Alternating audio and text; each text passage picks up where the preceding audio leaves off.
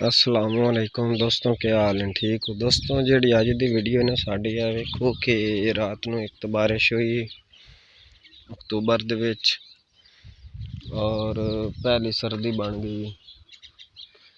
दूसरा दोस्तों है साढ़े कोल गां है, इस ते असें एक पहले वीडियो बनाई है नामण वाली नवामण वाली। इस ना दाने रोड़ियां वाली जी बीमारी है ना वो यानी कि फैली है ते कुछ रोड़ियां फट गई हैं ते कुछ रोड़ियां दियां हट गई हैं। थोड़े थोड़े तुहानू निशान नज़र आ रहा है। और इस बीमारी का आवन का की हल आई, यदि गर्दन के कोल ना पहले पहले थोड़े थोड़े दाने बने और चलना फिरना ऐसा कर गई, यानी कि बिल्कुल स्लो हो गई, खान पीन भी छोड़ गई। फिर असी इनू लवाने इंजैक्शन और इंजैक्शन तो बाद असी ना इसनू निम देनी शुरू कर दी। निम कुट के उहदे विच नमक पा के आ देख रहे हो उरली साइड ते छोटे छोटे जख्मां दे निशान भी हैं, पिछली साइड ते भी जख्मां दे निशान हैं।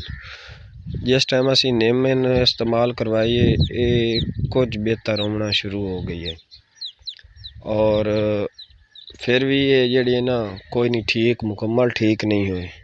फिर असी इंजैक्शन लवान, इंजैक्शन लवान तो बाद ना ये रोड़ियां छोड़ियां फटियां नहीं।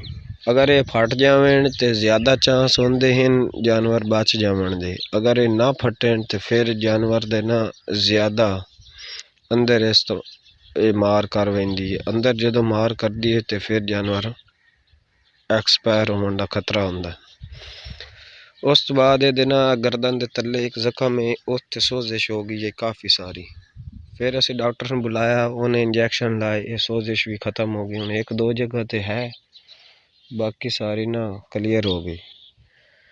उस बाद इस दो जनाब अली इंजैक्शन तो बाद असी ना पनीर ते चुराया,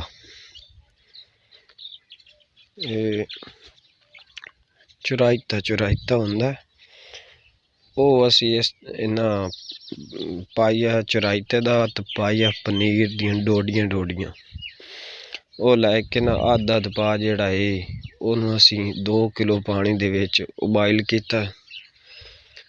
2 किलो पानी आई ते उस बाद जनाब विच पाइया अद्ध पा चुराईते दा अद्ध पा पनीर डोडियां वाले दा वो असी पाया ते पा के ना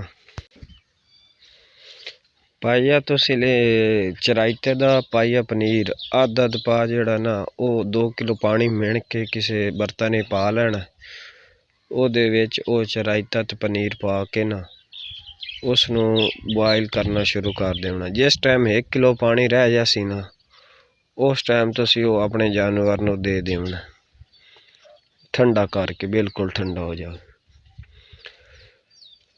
असी तो इसनू दित्तियां 2 खुराकां बना के, यानी कि अद्ध अद्ध पा करके, तो साड़ी तो ये अलहमदुलिल्लाह गां गई हो ठीक।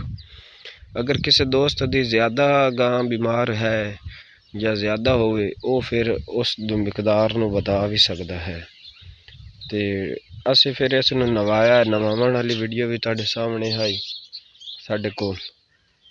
ते बाकी ज़्यादा भी नहीं जावना, बड़े बड़े और भी दसदे हैं सोशल मीडिया ते भी, लेकिन ये असी टोटका आजमाया किया है फिर तुहानू दस्या है और ये असी वही काम करांगे जेड़ा असी करके खुद फिर तुहानू दसांगे।